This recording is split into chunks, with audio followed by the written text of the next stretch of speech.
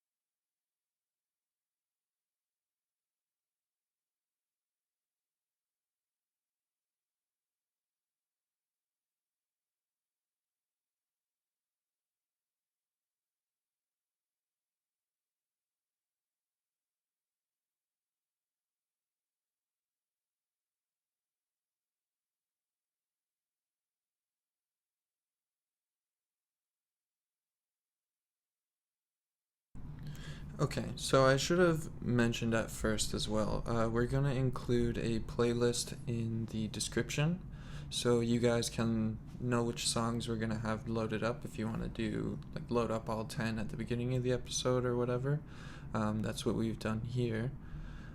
So yeah, that information will all be included in the description, and then we'll leave 1 minute of listening time for each time we play a song, and yeah, we'll do it like that. That way you can listen along with us and then kind of understand what we're talking about when we talk about each song. Do you want to read some of the description there? Yeah, actually, I'll read some here. So, Drunk Girls is a song by American rock band LCD Soundsystem. It was released as the second single from their third studio album, This Is Happening, 2010. The band frontman, James Murphy, has described the song as dumb, but I add, I like dumb, short stuff. Yeah, I think it does have like pretty just simple, like, punk rock sort of sound. Um, there's not a lot to the lyrics, obviously. The chorus is just super repetitive, but it still has a good sound. Like, I actually picked this one off of the album. A lot of the other ones were just quieter and, like, slow electronic stuff, but did pick up later, I guess, in some of the songs. Yeah, for this song, definitely, I think it has more of an upbeat. You can kind of dance to it, and even in Rolling Stones, they describe them as a fusion of rock and EDM, and I think you can kind of tell that from their sound. Yeah, definitely. Should we even go into another song shortly from them? Sure, let's do one of their other songs from this album. Just, oh, where'd it go?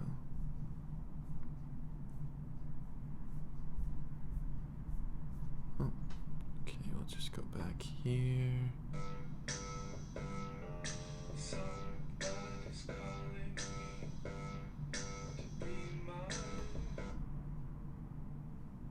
So we're gonna be playing Somebody's Calling Me, again by LCD Soundsystem here.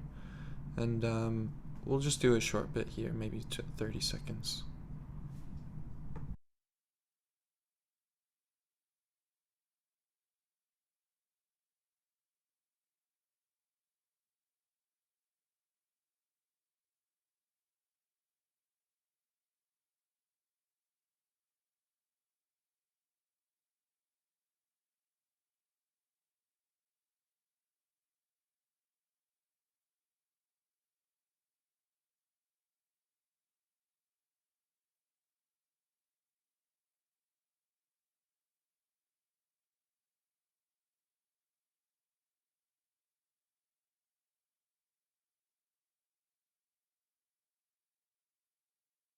Yeah, see what I mean with that one? It's a little slower, and like you definitely hear the electronic, but it's just a lot slower paced. I like that other one more. Yeah.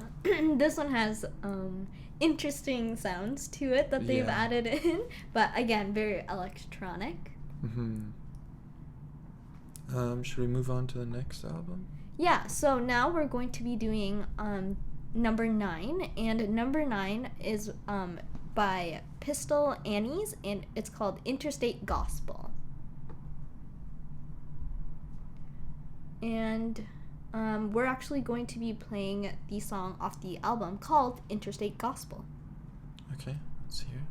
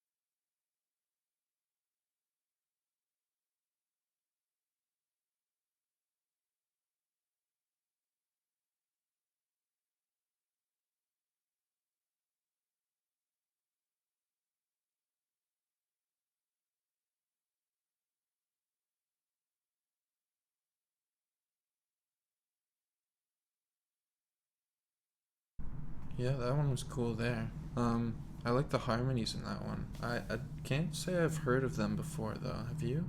No, I'm definitely not a country super fan or a fan, so I haven't heard of this group. But it is really cool that is a 3-woman group, and one of them, Miranda Lambert, I have heard of before, and yeah, I think this sounds like pretty cool. Yeah. It's Miranda Lambert, Angelina Presley, and Ashley Monroe. It looks like, yeah. Um, yeah, I'll have to listen to more of them. It sounded really good. Again, the harmonies are awesome in that. I'm not a big country guy, but it does have kind of more of a folk side to it too. And it's not. My whole thing with country is I don't like the new, like pop country sound. Like, I think it's like James Aldean and all those guys. It's not my favorite, but this, I actually like this. Let's see.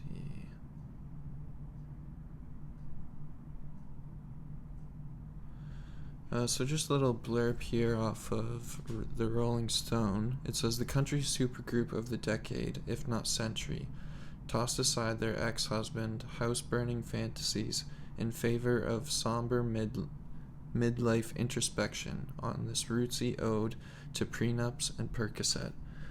If their understated third LP contains less hell-raising honky-tonk than previous efforts, the nuanced portraits of divorce, mommy issues, fraught Southern heritage, and overdue midlife crises cemented Ashley Monroe, Angelina Presley, and Miranda Lambert as 3 of the sharpest songwriters in any genre.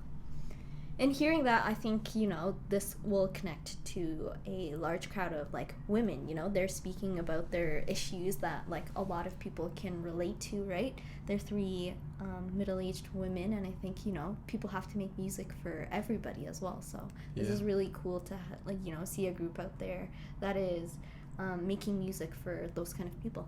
Yeah. Okay, should we move on to the next album here? Sure.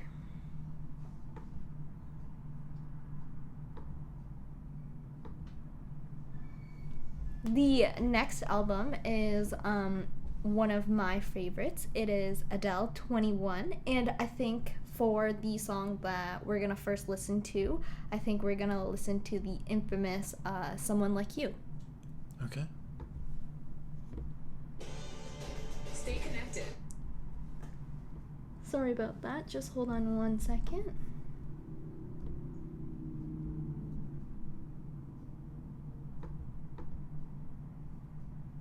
We are just loading up the song, and we are about to start.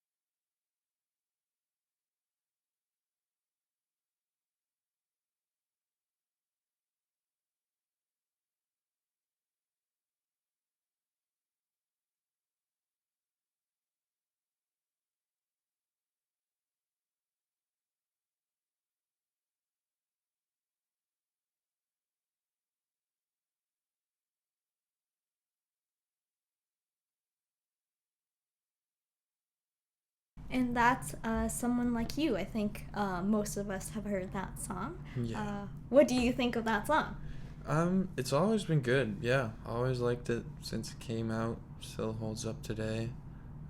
I think that with a lot of Adele's music is, it's not that it's always the same in every album, but you could have released her albums at any point in time of her career, and I think they would have done well. Yeah, I think for every album, and even this album where I think really for me cemented her for an artist, I think these are one of her most iconic songs that have come out of this album for sure. When you think of Adele, I think you think of these songs that have come out. And for, what you were talking about, yeah, I think with every album, she speaks about stuff that anybody can connect with. And so that's why I think it's so easy for her albums to be released at any time, like you were kind of talking about, right? There's no outdatedness about what she's talking about. Yeah. Would we want to listen to another song or move to the next album? We could even just read some of this here.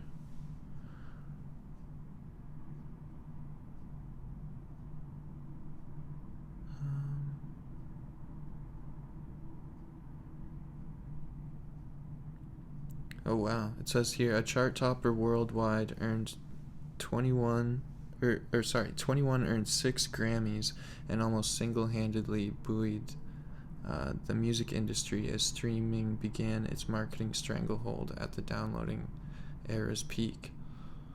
So that's pretty amazing. 6 Grammys on one album. Said it would eventually sell close to 12 million copies. Wow. Again, just a testament to her songwriting, her album. This is, again, one of my favorite albums from her. Yeah, I can't say I know many of the albums like apart from each other, but I don't think I've ever heard a bad Adele album.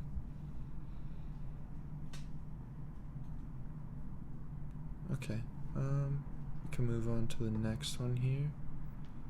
Yeah, our next album we're going to be talking about, number 7, is Lorde, Melodrama, and we're going to be playing her song Green Light.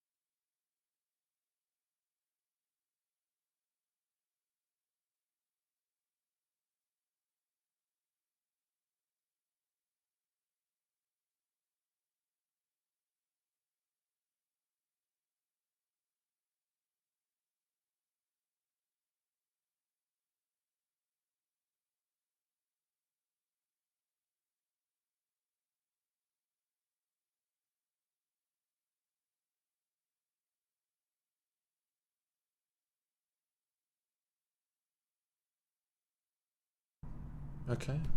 Yeah, I've never heard that one before. When did this album come out? This album came out in 2017. Oh, okay, so pretty recent.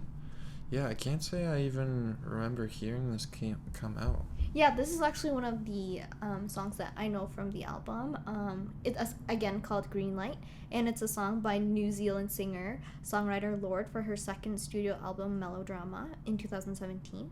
It was written and produced by Lorde and Jack Antonoff, with additional writing by Joel Little and production assistant Frank Dukes. And musically, Green Light is an electro-pop, dance-pop, and post-disco song. The lyrics use a green light as a street signal metaphor that gives Lorde permission to move on into the future. Yeah, she's another one of those pop stars that I don't know many of her albums apart or anything, but everything I've heard from her, I've usually liked. She does, is it Tennis Court? Yeah. Tennis Courts? Yeah, I always really liked that song. And there are a lot of good remixes of that song as well. A lot of like electronic DJs will remix some of her songs because her vocal tone and even her producing is like already very electronic, so it's easy to work with in that style. Yeah, I like hearing her sound. I think it is kind of her own sound for, what is out there for pop currently. And it's cool to see what she's putting out there. Yeah. I think now we're going to move on to our next album. Yeah. We are now at number 6, a very infamous album. It is Take Care by Drake. So we'll be playing Over My Dead Body here.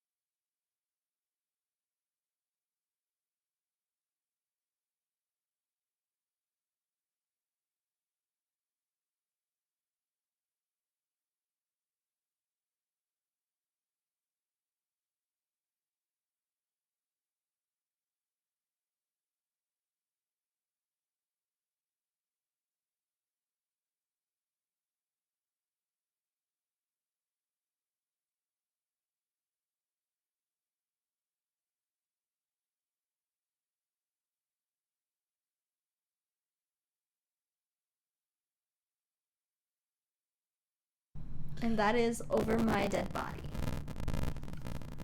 Yeah, so I guess something we should get more into when we're going over these is like the album. And it was harder before because I didn't know them as much, but this is one that's easy to get into. This one, like, super impactful on my life, and yeah, just, really around in those formative years. Yeah, I was also gonna comment this too. Like, I think this album is so impactful and something that, I will always remember Drake for, because it takes me back to a time in my life, for me that was like during high school. Like, this is like, a very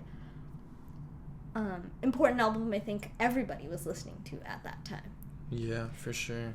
And just listening to one song, we could have picked, I think, any song off of this album and talked about it, right? Yeah, that's for sure. Yeah, there's endless, like, Shot For Me, Headlines, Crew Love with The Weeknd, Take Care, the album title song. That one's with Rihanna. That one is amazing. That one you couldn't escape on the radios if you were shopping somewhere in a car. It was always there. And this is personally just, I think, my favorite Drake album. And to see it, being as one of the top 10 of, that decade. Yeah, no, it definitely makes sense. What number is it at? We're at 1, 2... number 6, I believe. Number 6, yeah. I mean, I could even see it being higher. But definitely. I guess we'll have to see how it compares to the ones we see later.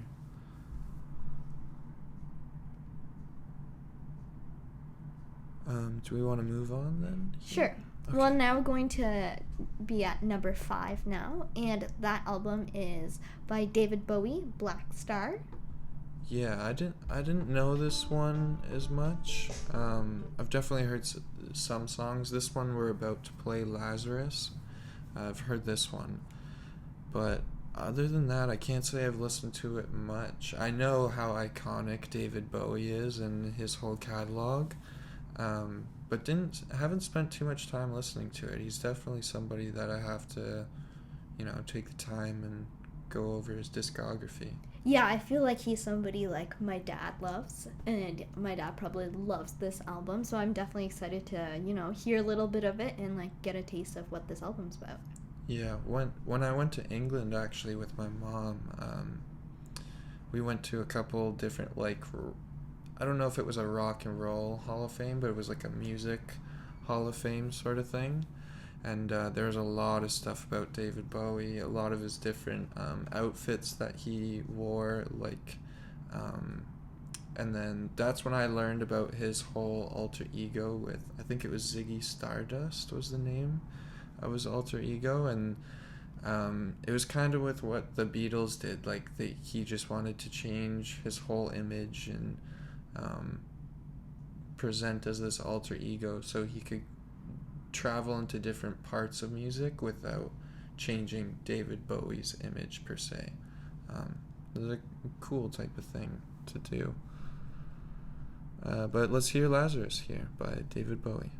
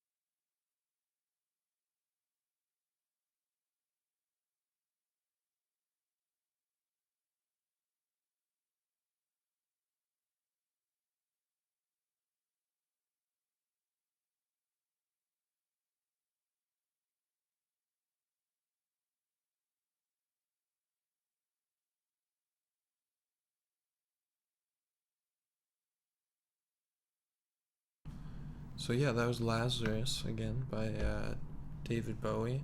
I don't know if you guys loaded up the video there, but it is a little discomforting. I'm not sure what the whole creative director idea was there, but yeah, he's basically laying in a hospital bed, I believe. And I think blindfolded. Yeah, with strange buttons where his eyes would be, and he's levitating above the bed right now. Yeah. Very interesting music video, but really cool sound. I really like his music. Yeah, again, this was one of the only songs I had heard off of the album, and I always really liked it. I'm surprised I didn't listen to more of the album, how much I did like it. It was on repeat for quite a while for me. Yeah, I wish I hope to get more into David Bowie. He's not somebody of our time, but yeah. I think this is again a testament of his ability to have a song out. In 2016, he's still very relevant. Yeah, he's been. I can't remember exactly when. Let me see if I can search up how long his career has been. And this music video has 57 million views, so a lot of people really love him. Yeah. And he actually has unfortunately passed. I did know that, but we should have mentioned that back in 2016.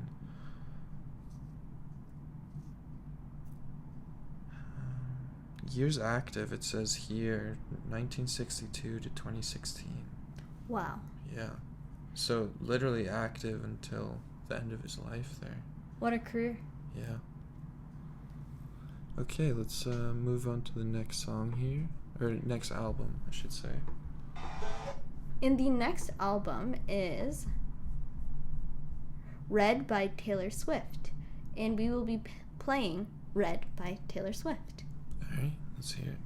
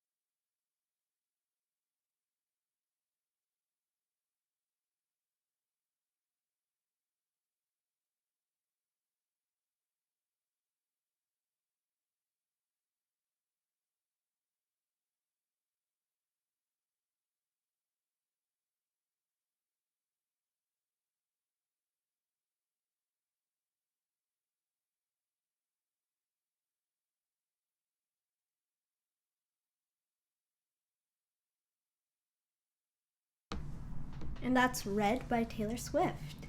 Yeah, I can't say I distinctly have heard that, but it definitely sounds familiar. Yeah, and I think I know I'm not sure All Too Well is from this album, and we actually saw recently that she did a rendition of this whole album. Yeah, I've actually heard more of the like newer rendition, because there was so much hype around it. Yeah, for her song All Too Well, I know she wrote it before and it was a 5-minute song, and now it is a full 10-minute song, so it's completely different for the second half of it. I've listened to it and I actually really do enjoy it, and I've heard it is about Jake Gyllenhaal from before, so yeah. Oh, jeez. Just a little bit tidbit about the song. Yeah.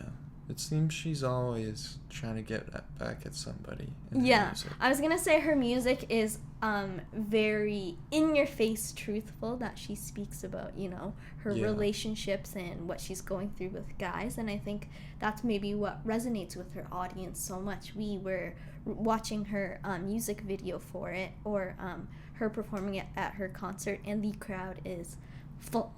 Yeah. Everybody knows the lyrics. Everybody's dancing. Yeah, and I know, like, people who have tried to get tickets, it's again, like, you know, war to get these tickets. They're priced so high because people love her so much and they really do resonate with her music. Yeah, that's for sure.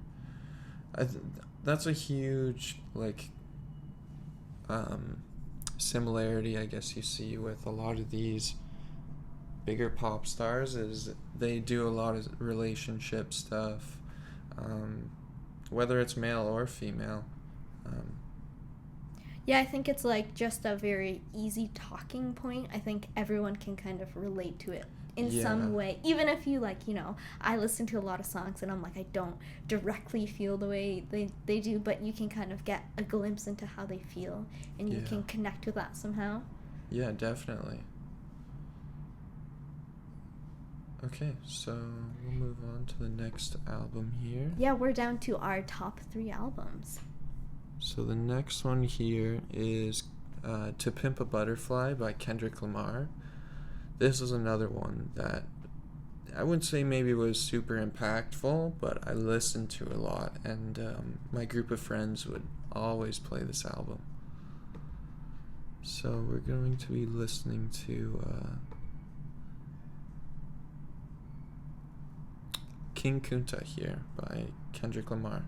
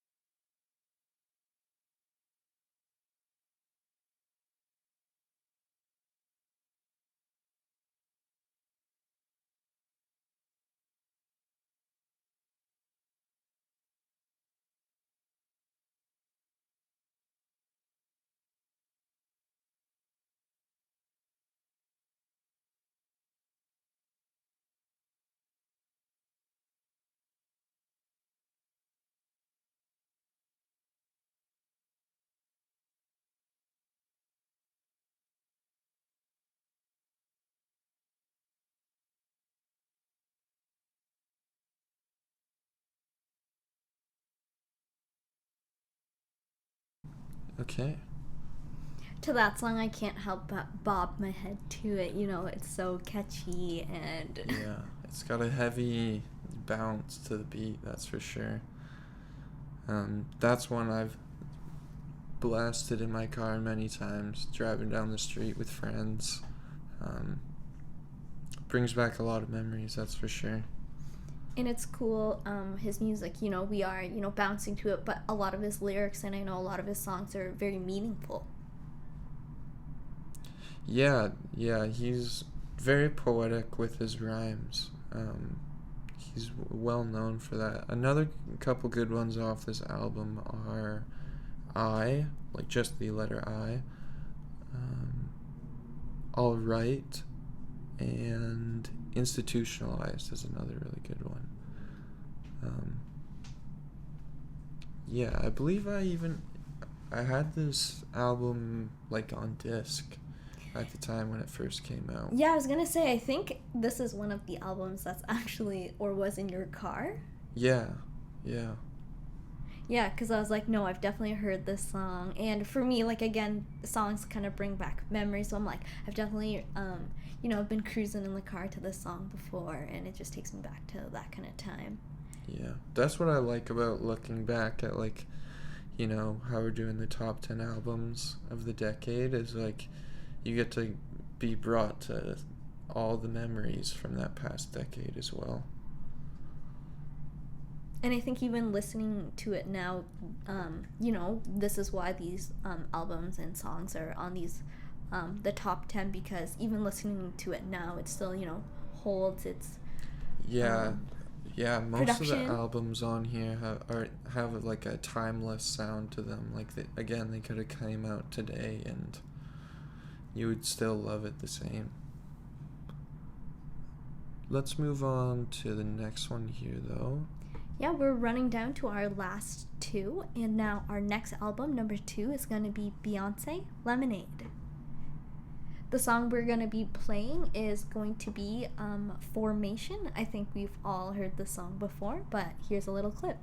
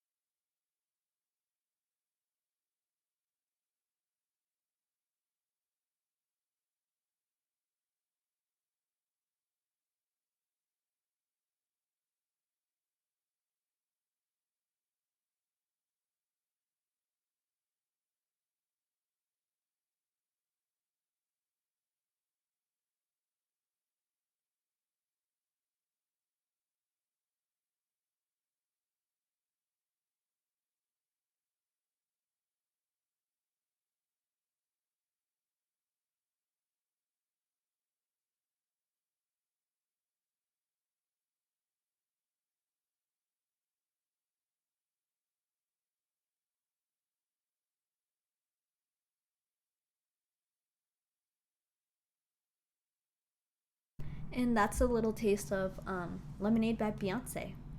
Yeah, I've definitely heard that one before. I know some of this album. We were talking actually before we started the episode.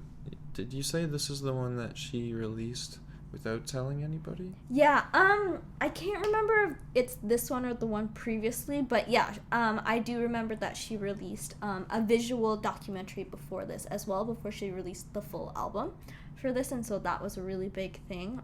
I think all her releases recently kind of have their own story to them. She doesn't release music normally, I think, of how people do them, where they do singles. She just kind of releases everything at once. She kind of does her own thing, and her star power is, I think, undeniable. Yeah, definitely. I mean, with every album, like, she proves it again that, you know, another timeless artist. I think, and her fandom is just one of the most powerful fandoms, I think, ever. They really would pay anything to see her, and she, I think, does continue to push herself to do different things, and her and Jay-Z are definitely a powerhouse couple in the music industry. Yeah, I mean, they did that one album together. I didn't listen to it like repetitively, but when I had first listened to it, it was an awesome album. Yeah, I know that, and that tour was amazing for them. Yeah. It was, so I think, like, always sold out, and I remember, like, people trying to get tickets, like, it was insane for it. The thing about the two of them too is they're like marketing and like business geniuses. Like whether it's them or their team, I don't specifically know. But I mean, they're both doing extremely well. Yeah, and I don't think you can go to a household and they don't know who Beyonce and Jay-Z are. Yeah, no, that's for sure. And I think now we're going to round out and finish with our last album, number 1. And I think, I don't know if we're biased, but I think this is rightfully so, the number 1. It is Kanye West, My Beautiful Dark Twisted Fantasy. Yeah, I mean, I definitely agree with this choice. I would put it number 1. Again, another album that was super impactful. I remember this is the one that Kanye and I don't know if he worked with another director or it was just him, but they produced, I think it was a 30-minute long film that went along with the album, and all of the songs were basically mixed together to go along with the visual, and it was amazing. I remember the first time I watched that was sitting in my friend's basement, and he had seen it before me, but he he knew how amazing it was right away. And he sat, as soon as I got to his house, he sat me down, he gave me headphones, and he said, just watch it. He's like, I know it's long, but just watch it. And I didn't think I would make it like more than 5 minutes. Like I was like, okay, like it's Kanye, I really like Kanye. Let's see where this goes. And then yeah, like the time just disappeared. All of a sudden it hit the end and I was like, wow.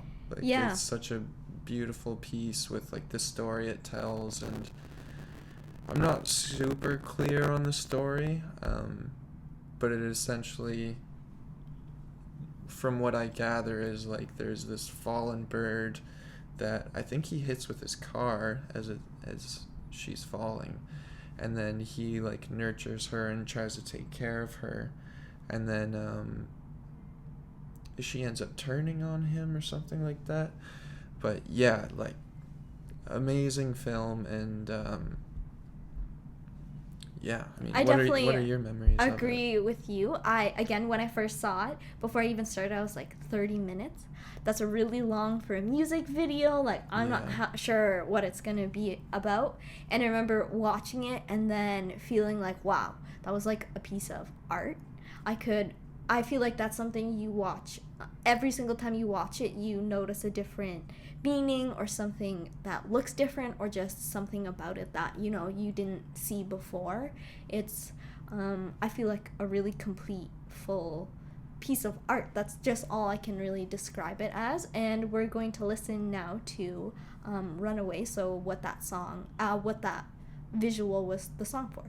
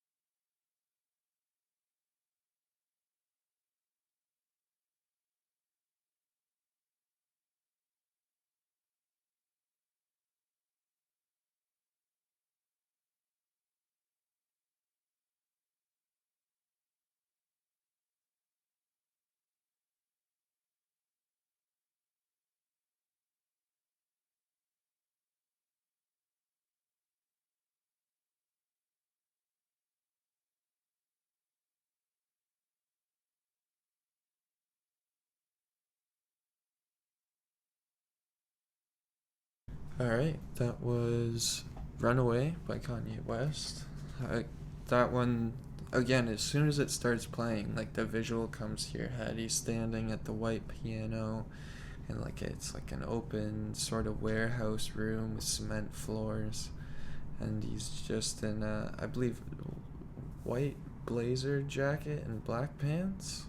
Something like, again, it seems super clear in my head. I don't want to act 100%, but it brings me right back to the video, and then all the ballerina dancers start Yeah, and I running love ballet, and it's just beautiful with the piano, with the music. It's just, again, just such a beautiful piece of work. And not even just that song. We were looking at other songs in this album before we were starting the podcast, and we were mentioning how we could have spent time talking about any of these songs.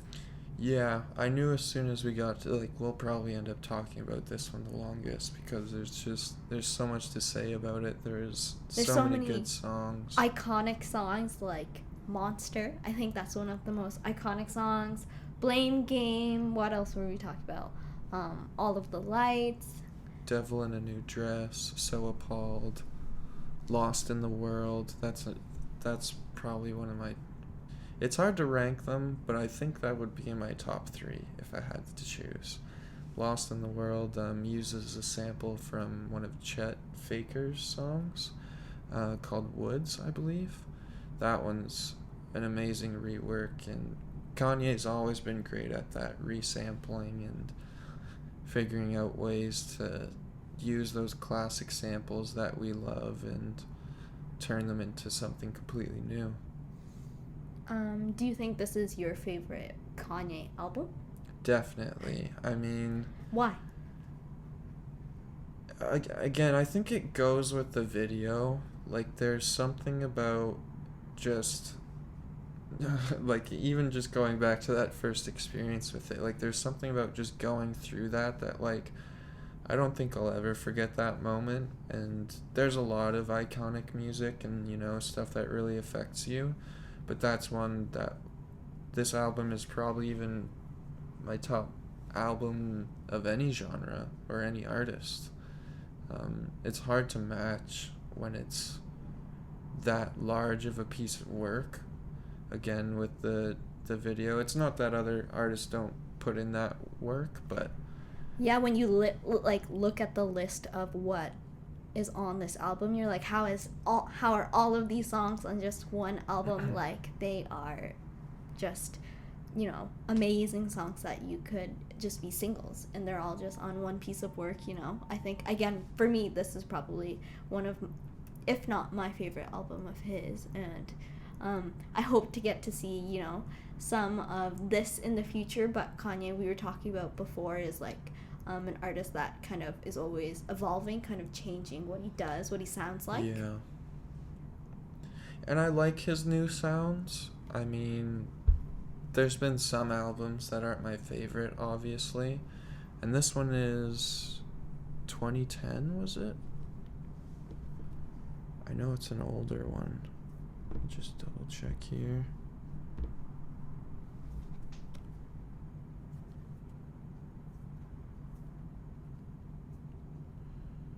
Yeah, it was in 2010. 2010, yeah. Yeah. Yeah, and I'm, I guess, excited to see what he's going to put out now in this new decade. Hopefully, you know, he makes the top 10, and we get to talk about him again, but... Yeah, get ready to hear that divorce Kanye music. Yeah, maybe that'll bring back a darker side of Kanye, and we'll kind of get back this kind of darker sound of Kanye that he used to produce, but, yeah. Yeah. Okay, so I guess we'll wrap up for today. That's our first episode of Tunes of the Time. Again, today we went over 2010 to 2020, and next episode we're going to be going back, well, obviously, but we'll be going back to 2000 to 2010. So yeah, we'll see you next time. Thanks for listening, and take care.